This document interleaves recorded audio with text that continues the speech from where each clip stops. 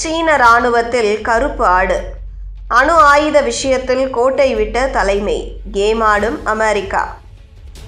சீன ராணுவத்தின் தலைமை தளபதி ஜெனரல் சாங் யூக்சியா நாட்டின் முக்கிய அணு ஆயுத ரகசியங்களை அமெரிக்காவுக்கு கசியவிட்ட குற்றச்சாட்டில் சிக்கியிருக்கிறார். தற்போது விசாரணைக்கு உட்படுத்தப்பட்டு உள்ள அவர் மீது அணு ஆயுத திட்டம் குறித்த தகவல்களை அமெரிக்காவுக்கு கசியவிட்டது, முன்னாள் பாதுகாப்பு அமைச்சரின் பதவி உயர்வு உட்பட பதவி உயர்வுகளுக்காக லஞ்சம் பெற்றது என கடும் குற்றச்சாட்டுகள் அவர் மீது சுமத்தப்பட்டுள்ளன.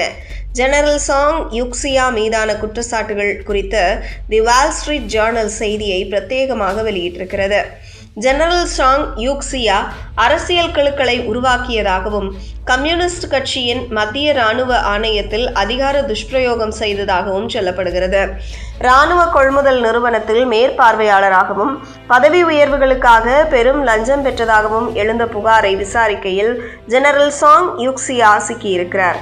தற்போது இவர் தொடர்பான விஷயங்களை அதிகாரிகள் தீவிரமாக விசாரித்து வருகின்றனர். நேற்று உயர்மட்ட இராணுவ அதிகாரிகள் பங்கேற்ற கூட்டம் நடைபெற்றது.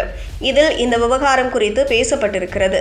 சீனாவின் தேசிய பாதுகாப்பு அமைச்சகம் சாங் மீது விசாரணையை அறிவித்திருக்கிறது. ஜெனரல் சாங் யூக்சியா கட்சியின் ஒழுக்கம் மற்றும் அரசு சட்டங்களை மீறியதாக சந்தேகிக்கப்படுவதாக அமைச்சகம் தெரிவித்திருக்கிறது. இருப்பினும் இது தொடர்பான எந்த விவரங்களையும் அமைச்சகம் பொதுவெளியில் பகிரவில்லை. குற்றச்சாட்டுகளில் மிக முக்கியமானது சீனாவின் அணு ஆயுத திட்டத்துடன் தொடர்புடைய முக்கிய தொழில்நுட்ப தரவுகளை சாங் அமெரிக்காவுக்கு கசியவிட்டுள்ளார் என்பதுதான்.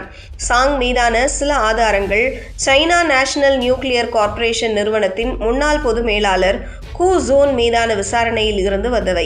கூ ஜோன் சிவில் மற்றும் இராணுவ அணு திட்டங்களை மேற்பார்வையிடும் அரசு நிறுவனத்தின் முன்னாள் தலைவர். அவர் கட்சி ஒழுக்கம் மற்றும் அரசு சட்டங்களை மீறியதாக கடந்த வாரம் விசாரணைக்கு உட்படுத்தப்பட்டார். இந்த விசாரணை குறித்து சீன தூதரக செய்தி தொடர்பாளர் லியோ பெங்யூ வெளியிட்டிருக்கும் அறிக்கையில் ஊழலை எதிர்த்து போராடுவதில் கம்யூனிஸ்ட் கட்சியின் முழுமையான மற்றும் சகிப்புத்தன்மையற்ற அணுகுமுறையை இது வெளிப்படுத்துகிறது என்று தெரிவித்திருந்தார் என்பது குறிப்பிடத்தக்கது.